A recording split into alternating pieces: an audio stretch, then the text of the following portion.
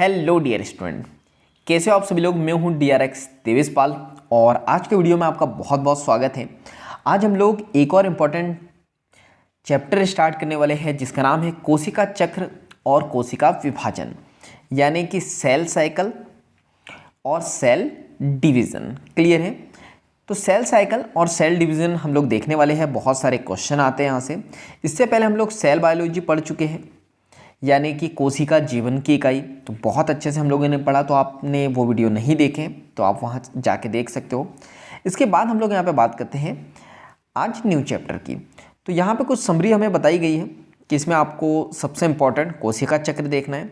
इसके बाद सूत्री विभाजन अथवा उसको एम फेज भी कहते हैं या एम प्रवस्था। सूत्री विभाजन का महत्व क्या है और अर्धसूत्री विभाजन, ये 2-3 टॉपिक दिए हैं और यहीं से बहुत ज़्यादा क्वेश्चन आते हैं। तो चलिए इसको स्टार्ट करते हैं। तो एनसीईआरटी माता कहती है, क्या आप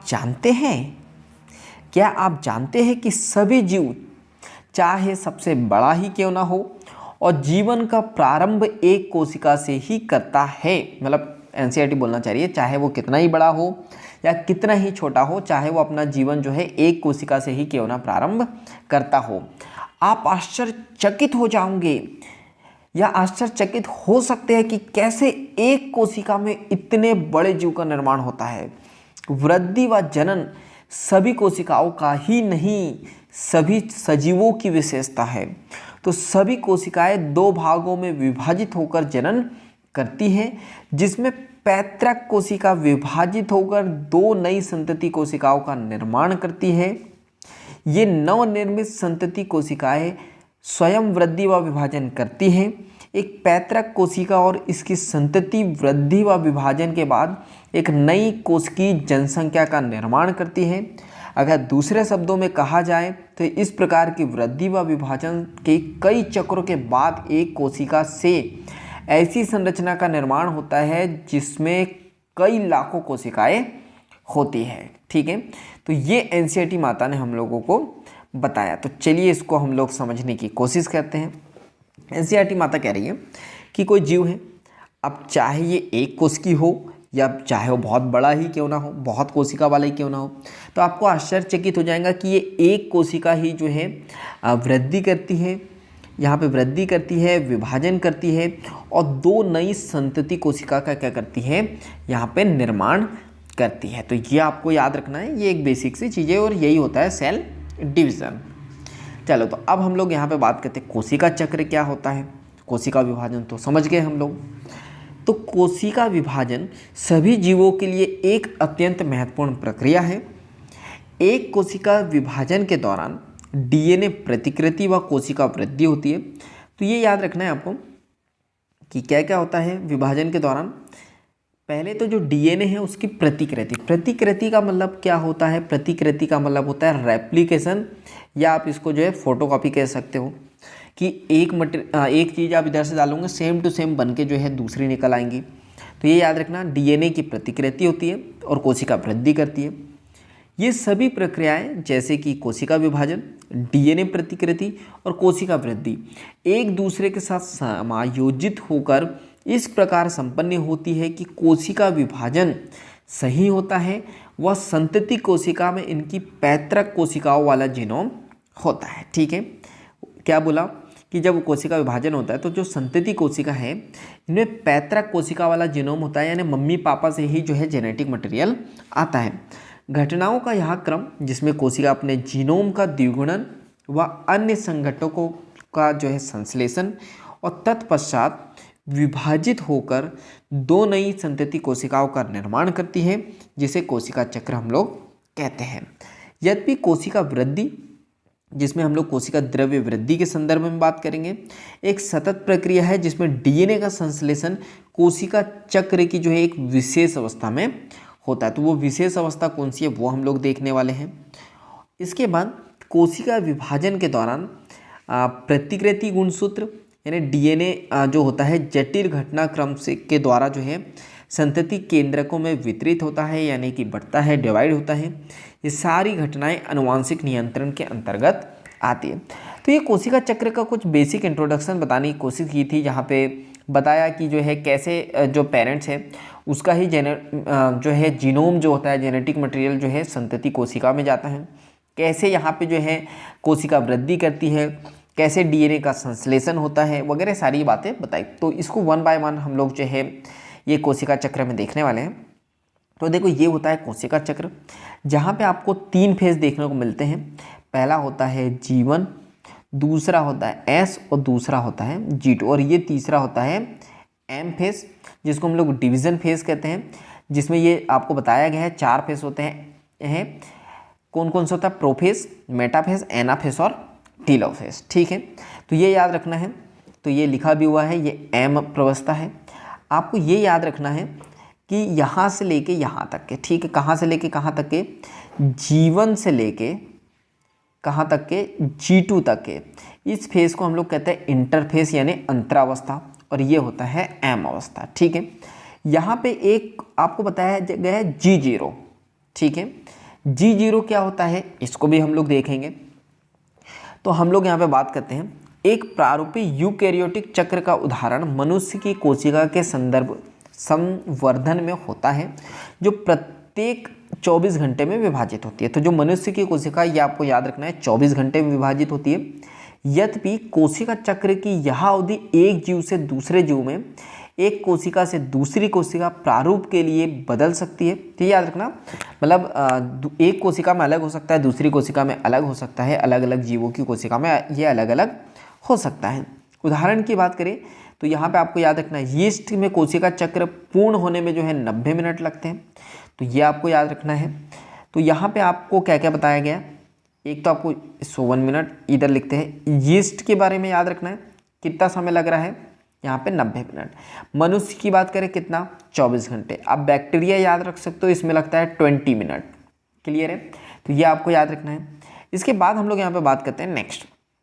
जैसा मैंने आपको यहाँ पे बताया कि कोशिका चक्र की 2 मूल अवस्थाएं होती है। पहला इंटरफेस यानी अंतरावस्था, दूसरी होती है माइटोसिस फेज यानी एम फेज, जिसको सूत्रीय विभाजन या एम फेज कहते हैं। तो ये याद रखना, इंटरफेस में कौन कौन शामिल है? G1, S और G2, ये नहीं भूलना है आपको। इसके बाद हम लोग बात करते हैं नेक्स्ट। तो सूत्रीय विभाजन या एस अवस्था उस अवस्था को व्यक्त करता है जिसमें वास्तव में कोशिका विभाजन या समसूत्रीय विभाजन होता है। क्लियर है, कौन सी अवस्था की बात कर रहे हैं यहाँ पे? एम अवस्था की। यहाँ पर रियल में जो कोशिका डिवाइड होती है। और अंतरावस्था 2 क्रमिक एम प्रवस्थाओं के बीच की अवस्था, ये आपको नहीं भूलना है। देखो तो मैं आपको बता दूं, ये एम फेज और यहाँ पे आपको क्या बताया, ये है इंटरफेज और फिर एम फेज। तो देखो यहाँ मैं आपको इस तरह से बताता हूँ। सो 1 मिनट 1 मिनट, ठीक है।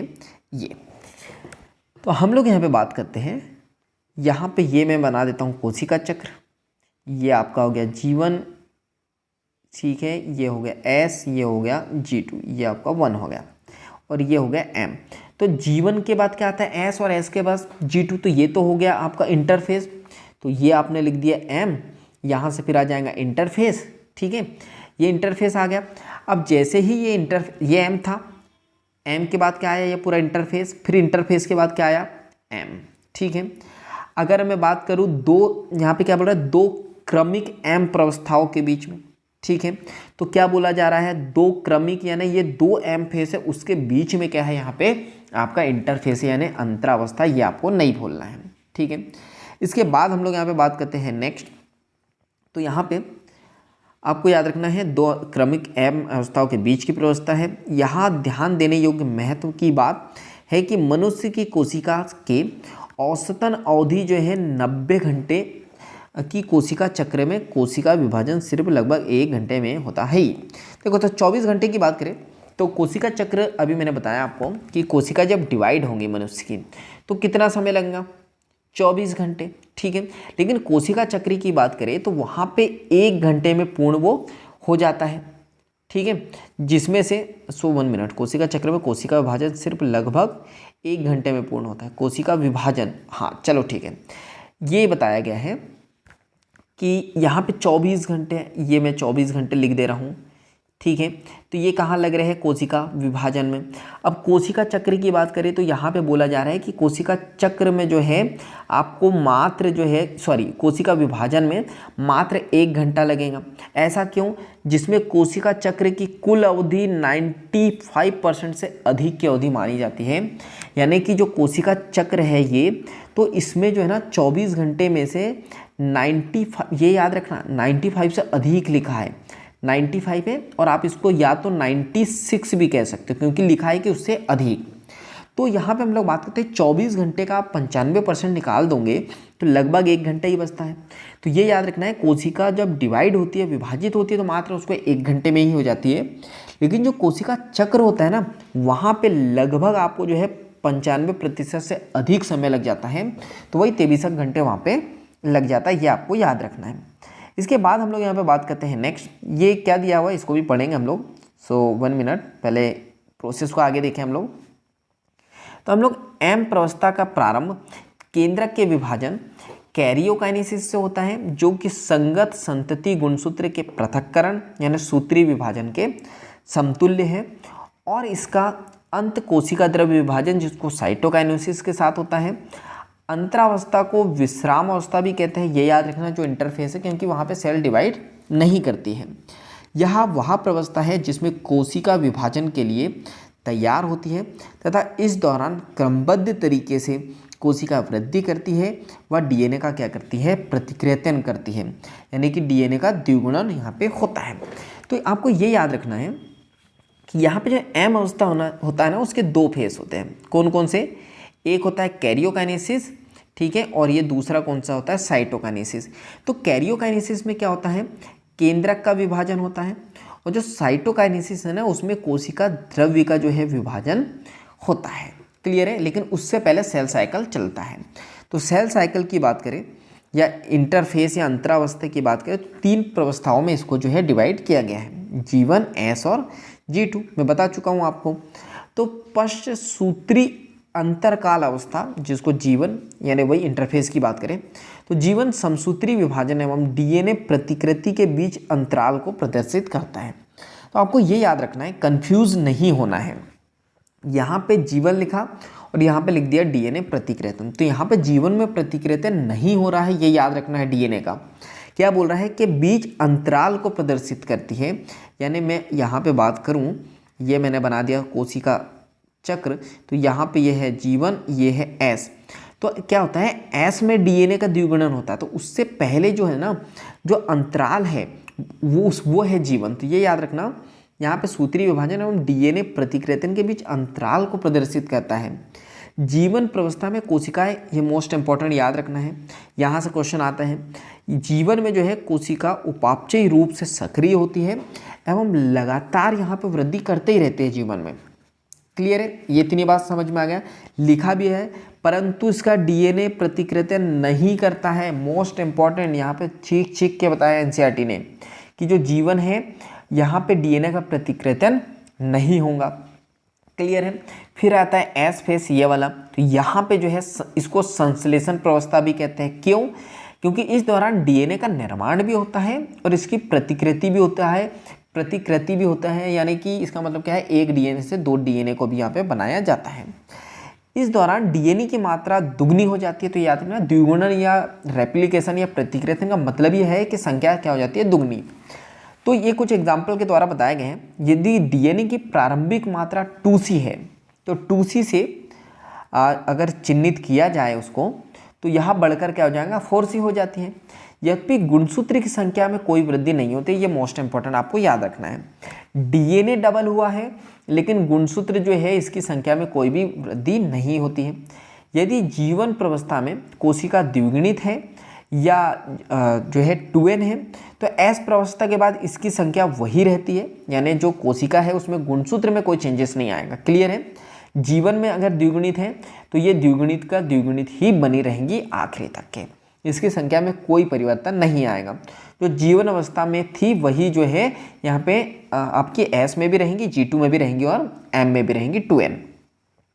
प्राणी कोशिका में आप S की बात करते हो तो S के दौरान केंद्रक में डीएनए का जैसे ही प्रतिकृतन प्रारंभ होता है, तो मोस्ट इंपॉर्टेंट याद रखना है, वैसे ही यहाँ पे एस फेस में तारक केंद्र का कोशिका द्रव्य में प्रतिकृतन होने लगता है। ठीक है, तो वैसे ये तारक केंद्र जो होता है, मतलब यहाँ पे केंद्रक में नहीं होता है, कहाँ पे होता है, कोशिका द्रव्य में इसका क्या होने लग जाता है, साथ में ही रेप्लिकेशन होने लग जाता है, क्योंकि तारक काय क्या करता है, कोशिका विभाजन में मदद करता है, तो इसका बनना जरूरी है। कोशिका वृद्धि के साथ जो है सूत्री विभाजन हेतु G2 प्रावस्था के दौरान प्रोटीन का निर्माण करती है। तो ये मोस्ट इंपॉर्टेंट याद रखना है कि जो G2 है, यहाँ पे क्या होता है, प्रोटीन का निर्माण होता है, और जितने कोशिकांग भी है वो भी कहाँ बनते हैं, G2 में ही बन जाते हैं। ये एनसीईआरटी में नहीं दिया है, लेकिन एक बार क्वेश्चन आ गया था G2 से कि जो कोशिकांग है माइटोकॉन्ड्रिया वगैरह वो कहाँ बनते हैं, तो वो बनते हैं G2 में। चलिए इसके बाद हम लोग बात करते हैं नेक्स्ट और इम्पॉर्टेंट। तो प्रौढ़ प्राणियों में कुछ कोशिकाएं, यानी जो बूढ़े लोग जो होते हैं, तो कुछ बूढ़े लोगों की कोशिकाएं की बात करें तो यहाँ पे विभाजित नहीं होती है। प्रौढ़ प्राणियों में कुछ कोशिकाएं विभाजित नहीं होती, जैसे हृदय की कोशिका ये विभाजित नहीं होंगी, और अनेक दूसरी कोशिकाएं यदा कदा विभाजित होती है, यानी कभी कभार डिवाइड होती है। ऐसा तभी होता है जब क्षतिग्रस्त या मृत कोशिकाओं को बदलने की आवश्यकता होती है। ठीक है, ये कोशिकाएं जो आगे विभाजित नहीं होती है वो जीवन अवस्था से निकलकर निष्क्रिय अवस्था में पहुंचती है। ठीक है, जिसे कोशिका चक्र की शांत अवस्था यानी G0 कहते हैं। इस अवस्था की कायिक, ये अभी पूछा था ये क्वेश्चन इसी साल 2023 में, इस अवस्था की जो है कोशिका उपापचय रूप से सक्रिय रहती है। तो उन्होंने जब क्वेश्चन पूछा था तो यहाँ पे आपको लिख दिया था असक्रिय।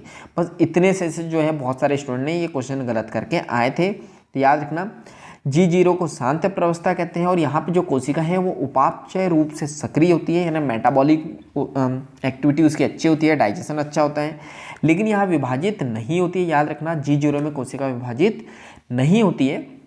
इनका विभाजन जीव की आवश्यकता अनुसार होता है, जब जरूरत होती है तब होता है, वरना नहीं होता। तो आपको ये याद रखना है, यहाँ पे हम लोगों ने देखा था कि ये जो है G0 है, सॉरी G1 है, तो यहाँ से कोशिका डिवाइड होकर कहाँ जाती है, एस में।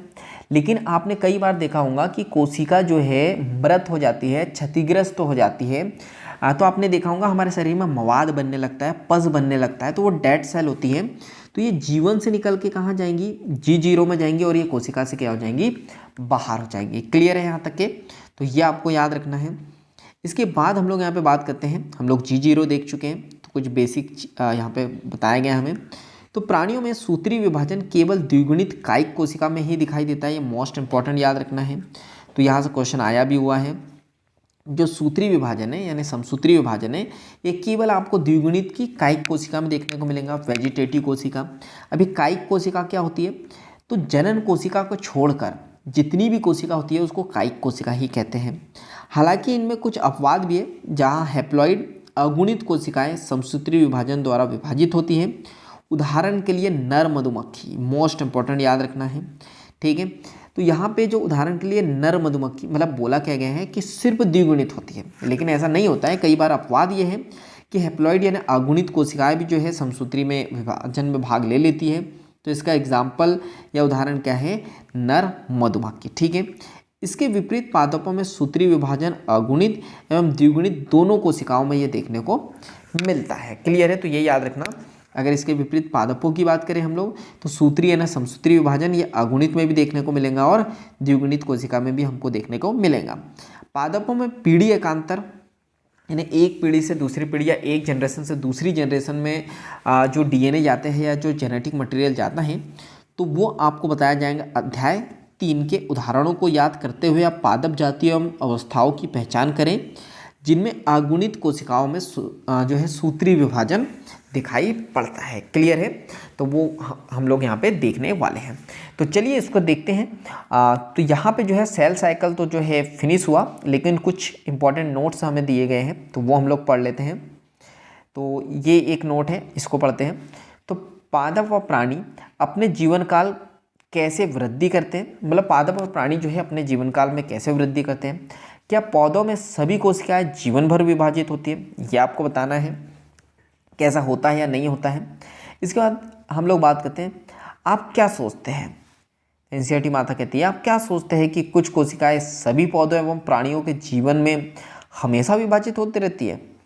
तो क्या कुछ ऐसी कोशिका है जो हमेशा विभाजित होते रहती है? तो उसका नाम आपको बताना है। क्या आप उच्च कोटि के पादप में उस ऊतक का नाम व स्थान बता सकते हैं जिसकी कोशिका जीवन भर विभाजित होते रहती है? मोस्ट इंपॉर्टेंट बताया है, दिया हुआ है बुक में, और मैंने अपने लेक्चर में कई बार बताया है, तो आप जो है बता सकते हो आंसर मुझे कमेंट्स में। इसके बाद शीर्षस्थ कोशिका में पाए जाने वाली कोशिका जीवन भर विभाजित होते रहती है, इसलिए उन्हें विभज्योतक, ये देखो आंसर भी दे दिया एनसीईआरटी माता ने। जो जिसके बाद जीवन भर जो है विभाजन की क्षमता होती है, विभज्योतक ऊतक कहते हैं। क्या प्राणियों में भी ऐसी कोई कोशिका होती है विभज्योतक ऊतक जैसी? तो ये आपको कमेंट्स में बताना है, ठीक है। तो ये हो गया हमारा एक नोट। दूसरा ये नोट है प्यार वाला, यानी कि प्याज वाला। तो आप प्याज की जड़ को जो है शीर्ष पर पाई जाने वाली, 1 मिनट, आप जो है प्याज की जड़ की शीर्ष पर पाई जाने वाली कोशिका में सूत्रीय विभाजन का अध्ययन कर सकते हैं। प्रत्येक कोशिका में कितने गुणसूत्र होते हैं? 16। तो क्या आप बता सकते हैं कि जीवन अवस्था, एस अवस्था और एम अवस्था के बाद कोशिका में कितने गुणसूत्र होंगे? ये आपको बताना है कमेंट्स करके। यदि कोशिका में एम प्रवस्था के बाद डीएनए की मात्रा 2C है, ठीक है, कब? एम प्रवस्था के बाद, ठीक है, एम प्रवस्था के बाद डीएनए की मात्रा 2C है, तो जीवन एस तथा G2 अवस्था के बाद इसकी कितनी मात्रा होंगी? तो ये आपको कमेंट्स में बताना है। तो यहाँ पे हम लोग सेल साइकिल देख चुके हैं। इसके बाद हम लोगों को देखना है सूत्रीय विभाजन, जिसके 4 फेस होते हैं। कौन कौन से? प्रोफेस, मेटाफेस, एनाफेस और टीलोफेस। तो ये हम लोग देखेंगे नेक्स्ट क्लास में। तो आपको क्या करना है पता है, वीडियो को लाइक करना है, कमेंट्स करके बताना है अगर कुछ डाउट हो तो, और जो मैंने क्वेश्चन पूछे हैं तो वो। इसके बाद जो है इस वीडियो को ज़्यादा से ज़्यादा शेयर करना है, क्योंकि जब हम दूसरों की हेल्प करते हैं तो ये नेचर हमारी हेल्प करता है। चैनल को जल्दी से सब्सक्राइब कर लो, बेल आइकन को दबा दो, ताकि ऐसे वैल्यूबल वीडियो की नोटिफिकेशन आपको मिलते रहें। बाकी हम लोग मिलेंगे नेक्स्ट वीडियो में, इस तरह हंसते हुए, मुस्कुराते हुए और लाइफ में कुछ नया नया सीखते हुए। So thank you, bye bye and go for success.